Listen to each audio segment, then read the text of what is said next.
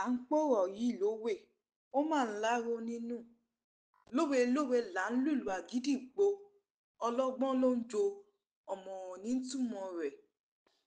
Lizzy Anjorin ti pa ọ̀rọ̀ àṣàmọ̀ nípa ẹni tó wà lábẹ́ aṣọ tó ń jẹ́ Gistlover.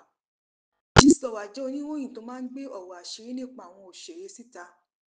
Ẹ gbọ́ ohun tó sọ. Ta lẹ rò pé ó ń bá wí nínú àwọn òṣèré? Ọlọ́mọ òun tó ṣẹ̀ṣẹ̀ náwó ó ní ògùn láká yí ọṣìrin mọ́lẹ̀ òláṣán lè fẹ́ jẹ̀wẹ̀ olómi lè fìmọ̀ kímọ̀ bora ó ló máa yí ẹran ọmọ òun ó ló máa yí mọ́ yẹ̀pẹ̀ jẹ́ tútù fún ẹ. Gistlover ọmọ ẹ tó ṣẹ̀ṣẹ̀ ṣènáwó ògùn ló máa lo ẹran ẹ̀ mọ́ yẹ̀pẹ̀ fún abalẹ̀ èṣù tí bọ́tọ́ bá balẹ̀ kò kí ń padà sẹ́nu mọ́ ó lè ó fẹ́ lọ búlé àwọn ọlọ́pàá òun ló gbé wa lọ station o òun ló gbé wa lọ sí station òun ló tún búlé ọlọ́pàá bó ṣe ṣe fáwọn ará Àdúmọ̀tà nìyẹn ńgbà tí ṣọ́ọ̀bù wọn jóná ó sá lọ ni mi ò sọ fún yín ó dé bẹ́gí ambassador abàtẹ̀yàn jẹ́gbà fóònù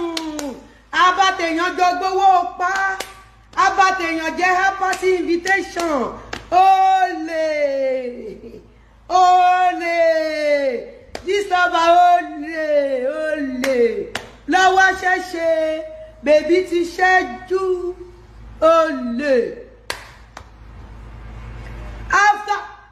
after dorí mẹ́gbèsè ló kù olórí burúkú olóbò wẹ̀rìmọ̀ olóbò wẹ̀ńlà olóbò pìpìrì olóbò gèlèmọ̀ olóṣì wọ́n ti gé awé òbò òkú sóbò wèrè ó wáyọ̀ yẹn ṣuṣuru àwọn yẹn ya yẹrí kò sówó ń bí ẹ̀ṣọ́ padà sẹ́kù ẹ̀ padà olóṣì olè Gistlover olè ẹ̀sìn dé o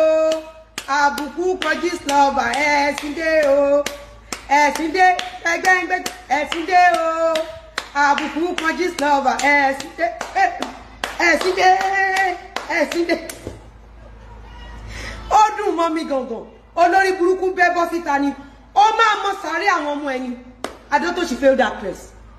tó bá bí gba ọmọ ó máa mọ sàárè àwọn ọmọ ẹ ó máa rù kó àwọn ọmọ ẹ wá bẹ nílé ogun lákàyè ó máa lo ẹran ọmọ ẹ mọ́ yẹ̀pẹ̀ báyìí ni olè olórí burúkú. Ìyábọ̀ Òjó ti dáhùn lórí awuyewuye tó ń lọ nígboro pé òun ni Gistlover. Ẹ gbọ́ ohun tó sọ. Burúkú fún ọmọlàkejì burúkú yẹn á máa padà máa jẹ́ tiẹ̀. Mo wá fẹ́ ṣépè kan tó bá jẹ́ pé ní ìtòótọ́ èmi Ìyábọ̀ Mọ́lúbùnmi Fẹ́túgà mo mọ̀ nípa bí ìwọ Kẹ́mi Olúnlọ́yọ̀ olórí burúkú yìí ṣe lọ sẹ́wọ̀n gbogbo èpè tó bá ṣẹ́ fún èmi àtàwọn ọmọ mi àti táwọn àwọn ẹlẹ́gbẹ́ ẹ̀ bá ṣe àárọ̀ lé mi lórí tọmọtọmọ ṣùgbọ́n tí kò bá rí bẹ́ẹ̀ tó bá jẹ́ pé bó ṣe lọ sẹ́wọ̀n yẹn kò ń ṣọwọ́ mi sórí gbogbo èpè pátá tí ìwà àtàwọn tí ẹ bá ń ṣẹ́ fáwọn ọmọ mi ó máa dàlé ẹ lórí mi